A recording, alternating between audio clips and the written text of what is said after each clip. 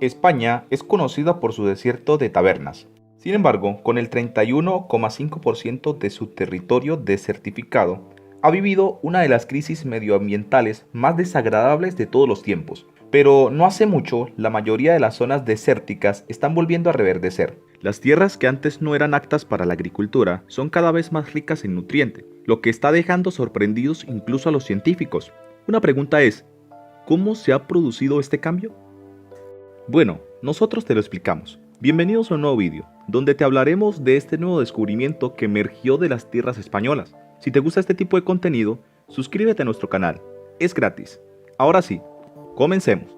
Es posible que sepas que Europa tiene algunos puntos desérticos repartidos por diferentes lugares del continente, pero ¿sabes que su único desierto continental se encuentra en uno de los países más productivos desde el punto de vista agrícola del mundo? Si no lo sabes, este país no es otro más que España, la madre patria, y el desierto en cuestión se conoce como desierto de tabernas, o simplemente desierto de Almería, de acuerdo a su localización. En consecuencia, el desierto de tabernas es el único desierto del país. Aparte del desierto, el resto del país está plagado de actividades agrícolas. De hecho, la mitad de toda la tierra de España se destina a actividades agrícolas, o con fines para la ganadería. De esta mitad, el 33% son tierras de cultivo y el 16% praderas o pastos. Esta agricultura a gran escala ha sido beneficiosa para la economía española en los últimos años. Como es de suponerse, uno de los sectores económicos más prioritarios de España es el sector agrícola.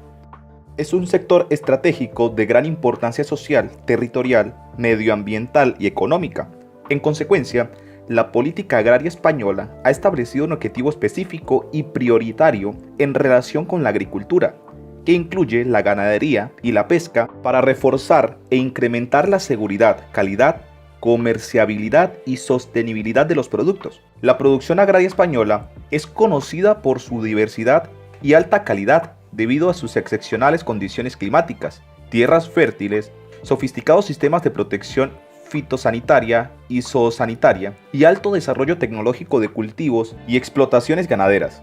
En consecuencia, la producción agraria del país alcanzó para el año 2015 un rendimiento de 45.000 millones de euros, lo que supone un incremento del 3 o 4% con respecto al año 2014. Este rendimiento positivo se tradujo en el empleo de unos 818.740 trabajadores, lo que ayudó a la golpeada situación con la tasa de desempleo del país. De nuevo, una encuesta del Instituto Nacional de Estadísticas INE demostró que la industria española de la alimentación, furiosa, es el primer sector industrial del país. En la actualidad, España es el primer productor y exportador mundial de aceite de oliva y aceitunas de mesa, produciendo el 44% de todo el aceite de oliva y el 24% de las aceitunas de mesa. Pero en medio de la industrialización agrícola de España, algo está ocurriendo en su desierto. ¿Adivinas qué? El desierto de tabernas se está expandiendo cada vez más. El desierto de tabernas ha sido especial desde el principio. Aparte de ser el único desierto continental de toda Europa, también es el desierto que ha logrado mantener un perfil bajo y discreto, a diferencia de otros desiertos famosos. El de tabernas se encuentra en la región española de Andalucía. Comienza a unos 30 kilómetros al norte de Almería y se extiende hasta unos 280 kilómetros cuadrados, que son equivalentes a 28.000 de tierra. Al ser un lugar desértico, esta región experimenta unas 30.000 horas de sol al año, y como es de esperar, la temperatura es bastante más cálida en verano, oscilando entre los 35 y 40 grados centígrados y los 95 y 100 grados centígrados. Sorprendentemente, en el desierto sigue lloviendo una cantidad considerable, un caso bastante particular según el cambio climático. Eso sí, que es lluvia de la buena para un desierto, pero a pesar de esto, podría estar bien pensar que esta calidad de lluvia se distribuye uniformemente a lo largo del tiempo, pero no es así. De hecho, apenas llueve en la región, pero cuando lo hace, se produce un fuerte aguacero que provoca nada menos que erosión e inundaciones repentinas. Con el tiempo, esta frecuencia ha dejado en la región marcas y areniscas diseñadas por la naturaleza. Esto a su vez ha hecho que la región adquiera un estilo paisajístico llamado Badlands, que también son conocidos como malas tierras o tierras yermas. un tipo de paisaje de características áridas y litología rica en lutitas, extensamente erosionado por el agua y el viento, debido a la falta de vegetación. Los backlands además son bellos escenarios de la naturaleza, aunque consisten en terrenos áridos desintegrados rutinariamente por la lluvia y el viento durante mucho tiempo. Hasta ahora, los backlands de España han sido de gran ayuda para los cineastas, que suelen utilizarlos como telón de fondo para sus películas y producciones cinematográficas. Así, se han rodado aproximadamente unas 500 películas en este majestuoso lugar. Una de las más famosas de estas películas es El Bárbaro, de Arnold Schwarzenegger. Ahora bien, puede que te parezca bien que una parte del país sea un buen desierto para películas y los turistas, pero ¿qué pasa cuando este desierto se extiende a otras partes fértiles del país? Mientras lo piensas, ya está ocurriendo. España se está desertificando. ¿Te da miedo? ¿Y sabes que en Europa España es el primer país más vulnerable a la desertificación? No lo dijimos nosotros, lo han dicho los profesionales y científicos de todo el mundo, quienes no han parado de estudiar este caso y vaticinar una fecha tope en la que el país se pueda convertir en un gran desierto europeo. Según el Programa de Acción Nacional de Naciones Unidas NAP, creado para luchar contra la desertificación, el 74% del país está en riesgo de desertificación. En comparación, el 18% del país tiene posibilidades de convertirse en desierto permanente. Murcia, Valencia y las Islas Canarias se dice que son los más amenazados en la desertificación de alrededor del 90% de sus regiones actuales, lo que puede llegar a afectar fuertemente a la población de estos lugares en los próximos años. Pero, ¿por qué ocurre esto? La desertificación de la zona no carece de causa. De hecho, un estudio del fenómeno demuestra que la situación tiene mucho que ver con actividades humanas, con la sobreexplotación agrícola y el riego excesivo. Estas actividades han provocado el deterioro del suelo, dejando los acuíferos agotados. En consecuencia, todo está ocurriendo a la vez y la sequedad de la tierra está cada vez más cerca. Como se ha mencionado, España es un espacio agrícola donde la agricultura sostiene la economía actual de la nación, pero a pesar de esta delicada situación, el suelo se está agotando. Como consecuencia, 3/4 partes del paisaje son ya áridas y semiáridas. Las cosas no han vuelto a ser iguales desde la expropiación de tierras a la Iglesia Católica en los siglos XIX y XVIII. Desde entonces, los nuevos propietarios han adoptado la práctica de técnicas agrícolas y mineras destructivas, muy perjudiciales para el estado del suelo y los recursos hídricos del terreno. Sin duda, el estado económico del país era robusto gracias a sus productos agrícolas. Sin embargo, el ecosistema se resintió y tanto la agricultura como la ganadería comienzan a verse afectadas. En consecuencia, los ecologistas del país no encontraron favorable la situación imperante, ya que estaba haciendo mella en las capas freáticas del país. Debido a la agricultura industrial a gran escala, se está consumiendo mucha agua. Y de hecho, el uso de agua para los procesos agrícolas era unas 7 veces la cantidad de agua consumida en todos los hogares de España. Así, las tierras ya no dan lo mejor de sí, pues lo que antes eran tierras muy fértiles, ahora eran incapaces de producir cultivos suficientes para mantener a humanos y animales. En los últimos meses, las estadísticas han demostrado que otro 1% del paisaje del país se está deteriorando debido a los métodos poco razonables de agricultura que exploran los agricultores de la zona. Las zonas de Lozana y de Umbría condicionan también la distribución.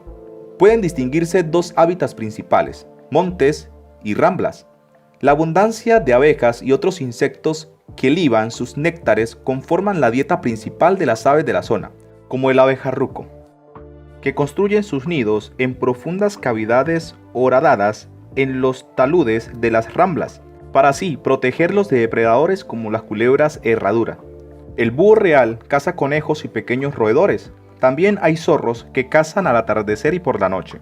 En los taludes que rodean las ramblas nidifican gran cantidad de aves como la paloma zurita, la carraca, el cernícalo vulgar, el mochuelo común, la garajilla, el avión roquero, el vencejo real, la cobaya rubia, el gorrión chillón o el camachuelo trompero, que normalmente habita en los oasis saharitarios.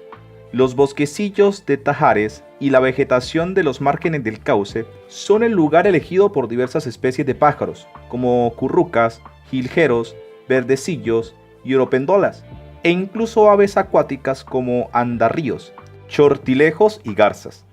También hay aves esteparias como cogujadas, terreras, alcabanes, sisones y ortegas. La diversidad de mamíferos es menor, aunque abundan los zorros, conejos, liebres, lirones y erizos morunos y comunes. En las ramblas del desierto el efecto del borde se muestra en todo esplendor. Anfibios como ranas común o zapa corredor, reptiles como lagartijas, colirroja, lagarto ocelado, culebra de escalera y conejo son abundantes, encontrando en ella un hábitat adecuado. También vive en el desierto una de las últimas poblaciones importantes de la tortuga mora. ¿Y qué pasa con la flora? El Eusomodedron bordejeón, arbustillo leñoso, perenne, es un endemismo del desierto de Tabernas, único representante de este género. Es una de las reliquias del Jurásico, de la tribu de las Basiceas, catalogada en peligro de extinción por la Junta de Andalucía. Algunas formas vegetales suelen desarrollar hojas duras y muy pequeñas para producir la evotranspiración. Algunas plantas efímeras carecen de los mecanismos suficientes para sobrellevar los largos periodos de sequía. Sin embargo, disponen de un metabolismo muy acelerado y de periodos vegetativos muy cortos. Así sus semillas germinan y crecen con suma rapidez, completando su desarrollo en breve tiempo, suficiente como para florecer y generar nuevas semillas a la espera de otro periodo húmedo, como el caso de las rampijuelas, metagallos y gamonita. Otras especies afrontan el rigor del medio mediante la seculencia o capacidad de almacenar agua en su interior, como la chumbera. Otro procedimiento consiste en desarrollar amplios sistemas radioculares para captar agua de carácter superficial, lo que produce distanciamiento entre las plantas o bien horizontales, aprovechando la existencia de aguas subterráneas y dotándose de órganos ajenos a la radiación solar, como bulbos, tubérculos o rizomas. La formación de espinas es uno de los sistemas defensivos que presenta gran número de matorrales y arbustos. También existen plantas parásitas que aprovechan los fluidos de las raíces de otros matorrales o arbustos, como el jopillo de lobo. Entre las especies más frecuentes destacan la escobilla, el esparto y diferentes aromáticas, como la artemisa o el tomillo, que contribuyen a fijar el suelo. En los bordes de las ramblas y aprovechando las corrientes subterráneas, se asientan diferentes especies como taray, la ratama, la adelfa, la higuera y diferentes matorrales como la clavelina, la siempreviva morada o la jarrilla blanca almeriense, endemismo provincial muy extendido en la zona litoral. Han aparecido nuevas plantas de gran interés científico, como la siempreviva rosa, en peligro de extinción por el valor ornamental de sus inflorescencias, y la escasa Moricandia foetida, que florece en las primaveras lluviosas sobre los talúes morgosos. Las numerosas ramblas que encajan sobre estos paisajes tuléricos y abrasadores constituyen el único elemento ecológicamente diferenciado del desierto. Al socaire de los microclimas existentes en ellas, ya a favor de las corrientes subalveas, se ordenan bosquecillos de tajares y adelfas, en donde encuentra cobijo la avifauna nidificante, como el verdecillo, curruca o la tórtola. En este espacio también existen auténticos oasis en torno a afloramientos de agua, casi siempre sálidos, y establecen densas formaciones de vegetación halófila. En los carrizos y tarajes disputan el substrato frente a las plantas barrilleras, salsoláceas y chenopodiceas, denominando uno u otros en función de los gradientes de humedad y salinidad del suelo. ¿Se convertirá España en un desierto de verdad? ¿Pero es la respuesta de España a la desertificación de sus tierras? Bueno, no deberíamos pensar que España va a sentarse y relajarse mientras se destruye la tierra. El país está haciendo un gran esfuerzo para revertir este fenómeno de desertificación. ¿Cómo lo están haciendo? Te estarás preguntando y te gustará saber que los culpables de la degradación de las tierras son también los superhéroes de la historia. En consecuencia, las organizaciones del sector se han implicado activamente en la restauración de las tierras. Una de estas empresas es Al-Fel Al-An Eco Business Movement, que ha emprendido un programa de 20 años destinado a restaurar la biodiversidad de las zonas degradadas del país. El proyecto abarca una extensión de más de 1.000.000 de tierra que toca Almería, Granada y Murcia. Albel Am fue fundada por el grupo de agricultores y empresarios comprometidos con el desarrollo de planes y estrategias de regeneración que ayuden a devolver al suelo su anterior estado de gloriosa fertilidad.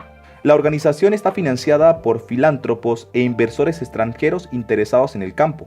Aunque los resultados del esfuerzo invertido en este programa son aún invisibles, te sorprenderá saber que cada año se invierten en él alrededor de 1,3 millones de euros, enfocados en cumplir con los objetivos trazados con el pasar del tiempo. El proyecto es largo y es posible que sus resultados no sean visibles hasta el año 2035. Hasta entonces debemos mantener la calma, sabiendo que la restauración se está produciendo en segundo plano. Una vez más, se ha predicho que los esfuerzos de Albel Al no solo restaurarán la tierra, sino que también podrían cambiar el clima de la zona. Esto se debe a que habrá más agua en el suelo y más evotranspiración de los árboles, lo que permitirá que el suelo esté más rico en nutrientes y minerales, y no tan seco. Además, Albel Al está plantando almendros ecológicos en un terreno tan grande como la ciudad de Madrid. En ningún otro lugar del mundo se está produciendo esta cantidad de almendros. El terreno es tan grande que se puede comparar con países como Lesoto o Guinea Ecuatorial. El trabajo no lo están haciendo unas pocas personas. La asociación Albel Al está formada por unos 250 empresarios e investigadores, además de otras personas preocupadas por la ecología que están solucionando un problema que afecta a todos. En consecuencia, la asociación genera fondos de organizaciones como TUI Group o Leopoldo Bischmann. Para sorpresa de todos, el proyecto de regeneración de Albel Al cubre en la actualidad más de 8.000 hasta 40 hectáreas de labranza con cultivos basados en árboles. A pesar de esto, esta organización aún plantea duplicar el tamaño de su área de actividades en plazo de 2 años. Pero no es la única organización encargada de detener la desertificación del suelo de España. Otra asociación que está restaurando activamente las tierras españolas es Common Land, una ONG de los Países Bajos que ha registrado un enorme éxito en la reversión de la desertificación de África y Australia. Debido a las numerosas solicitudes de propietarios preocupados, decidieron invertir, empezando por la meseta de Almería. Esta elección se ha justificado razonablemente porque Almería ha estado experimentando recientemente un grado devastador de erosión y despoblación, dando paso a planes de tierra comunes para trabajar con otros. En su lugar, facultarán a los propietarios de fincas locales para que participen en el esquema para revertir la desertificación de la tierra. Para este propósito, todos deben estar en cubierta nuevamente. La organización planea reduplicar la estrategia del muro verde empleada en el desierto del Sahara de África, mediante la cual fue plantado extendiéndose a través de la contienda de África junto con la combinación de proyectos rurales para frenar la expansión del desierto. Ahora en España, la organización ha plantado miles de árboles en una parte del país y se esperan poder abordar el problema de los múltiples frentes y la erosión para regenerar la agricultura, sostener la ganadería, conservar el agua y resolver el problema de la despoblación. Las tierras comunales también están planeando para el futuro ponerse manos a la obra, pues también reconocen la necesidad de incentivar a los agricultores para garantizar que continúen en el esquema mucho después de ahora, en lugar de abandonar el proyecto, ya que no hay ganancias. Por lo tanto, planean replicar sus gustos dentro del país, invirtiendo en empresas locales interesadas en el desarrollo sostenible. Una de esas empresas es El Mendraesha. De nuevo, los agricultores individuales se están uniendo a la lucha para restaurar el suelo español. Están haciendo todo lo posible, incluso cambiando su patrón de cultivo para plantar leguminosidad y especies para restaurar el nitrógeno al suelo. El petróleo fue algo que hicieron para ayudar a reforzar la economía del país, pero todo trae su consecuencia. Por lo tanto, no solo buscan la sustentabilidad, sino también la regeneración del suelo nuevamente. El arado se ha vuelto mínimo en esencia. Actualmente, existe una amplia cooperación entre todos en la industria agrícola en España para combatir conjuntamente el problema de la desertificación. Sorprendentemente, esto es una inspiración para otros países que intentan abordar el problema de la desertificación. ¿Por qué el desierto de Tabernas no es un desierto? No encaja en ninguna de las dos grandes clases de desiertos, los de origen climático y los que son consecuencia de la intervención humana. Aunque para determinar los primeros hay una familia de criterios amplia y poco precisa, podemos afirmar con seguridad que Tabernas está lejos de los umbrales que se manejan. Así, considerando la precipitación, en los verdaderos desiertos pueden pasar años sin que llueva. Uno de los casos más extremos que se conocen se registró en Cochones, en el desierto de Atacama. 49 años seguidos sin caer una gota. Como consecuencia de lo anterior, la cubierta vegetal es muy escasa.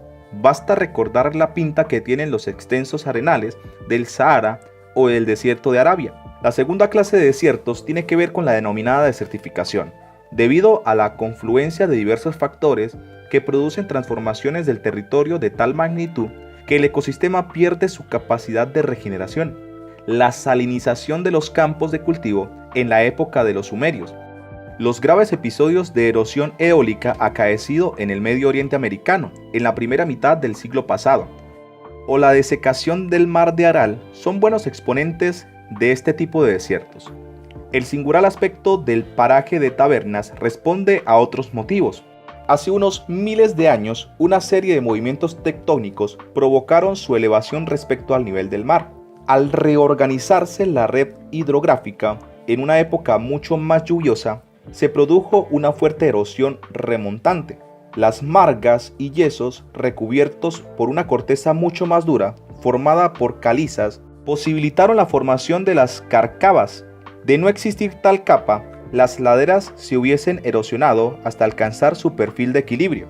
Tabernas es una geoforma, un paradigma de Backland, esto es, de malas tierras. Esta escabrosa topografía siempre dificultó su exploración. Hoy, el territorio está prácticamente en desuso y la cubierta vegetal del esparto se encuentra en una buena condición. Ahora hablemos de los tipos de suelo de España para poder entender la problemática. Estructura del suelo. Ducoshep divide los suelos en zonales y azonales. Va a definir los zonales como aquellos cuyos rasgos dependen del clima y de la vegetación clímax extendida como aquella vegetación que se encuentra en equilibrio con el medio natural, y los azonales, los que cuyos rasgos dependen del sustrato litológico, serán suelos que no se encuentren muy evolucionados. Todos los suelos poseen capas. La capa A es la más superficial, la B intermedia y la C roca madre. Según las características tendrán subíndices. AO, aquellas capas que acumulen solo materia orgánica. A1, cuando acumule materia orgánico e inorgánica. A2, muy lavada. El horizonte B es la que le sigue en profundidad. En este horizonte destacan dos subtipos de horizonte. El B es un horizonte de acumulación que se va a formar en función de lo que se ha lavado el horizonte A, y el otro B se denomina horizonte de alteración, que viene formado por el intercambio de iones, y el C es la roca madre más o menos alterada. Suelos de tipo oceánico. Son suelos evolucionados ya que tienen un gran aporte de materia orgánica. Son frecuentemente ácidos y hay zonas en las que se encuentran muy lavados. El primer tipo es la tierra parda. Se distribuye en toda la zona España húmeda y se va a corresponder con la presencia de suelos salicios. Va a ser muy común en la zona de Galicia, la parte occidental de Asturias y también en las montañas silíceas de la España mediterránea. Cuando la orografía no posee pendientes, estas tierras son muy óptimas para cultivos. Cuando sí las hay, da lugar a superficies de pastos. El perfil de estos suelos es el A, B, C. Otro suelo es el Ranker. Son los segundos de mayor extensión de este dominio. Al igual que ocurría con el anterior, es propio de áreas silíceas y se suele situar en laderas y zonas de fuertes pendientes. Son proclives a la erosión. Al haber fuertes precipitaciones, van a estar cubiertos de superficies forestales, no siendo aptos para cultivo. Y el último tipo de suelo son los pozoles. que serán los más lavados de todos los suelos de su horizonte A. Su perfil es A2-B-C. Se va a localizar en sitios variados, zonas de montaña, costas, siendo más proclive en los bosques de coníferas. Suelos de dominio mediterráneo. Son los más complejos, bastante problemáticos por su diversidad y porque no suelen aparecer en los entornos naturales, muy alterados por el hombre, que han producido procesos de erosión. Destacan dos tipos. Los suelos rojos mediterráneos aparecen en zonas calizas y salicias. Una de sus características es que su horizonte B va a presentar un horizonte de acumulación de arcillas, denominado argiluviación, dando lugar a este tono rojizo. Su perfil es A-B-C. Son excelentes para el cultivo. El segundo tipo de suelo es la tierra parada meridional. Es muy frecuente en amplias extensiones pizarrosas dentro de la España salicia. Dentro de ellas se sitúan en la dehesa y en muchos casos sostienen encinas, pastizales y cereales. El perfil será A, B, C. Suelos de zonas áridas. Ausencia de agua. Al ser tan mínimas, los procesos químicos van a ser casi nulos.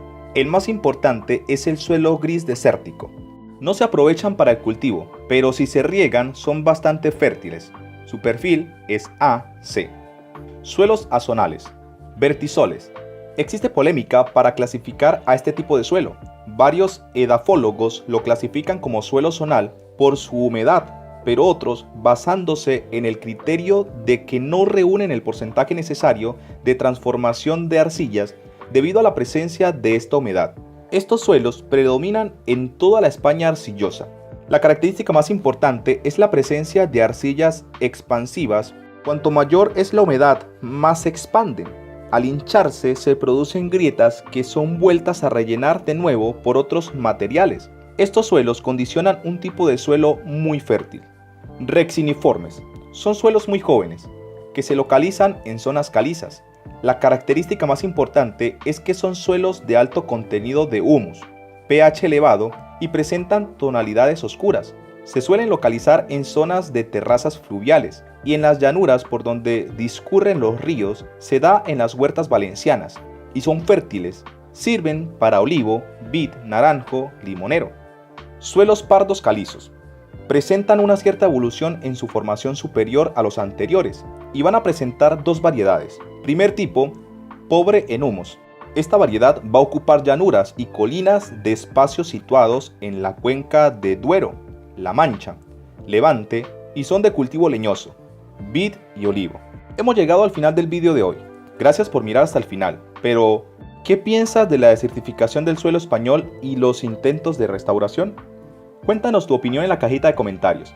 Si el vídeo te ha gustado, dale like, suscríbete y no te olvides darle a la campanita para que no te pierdas próximos vídeos como este. Hasta la próxima.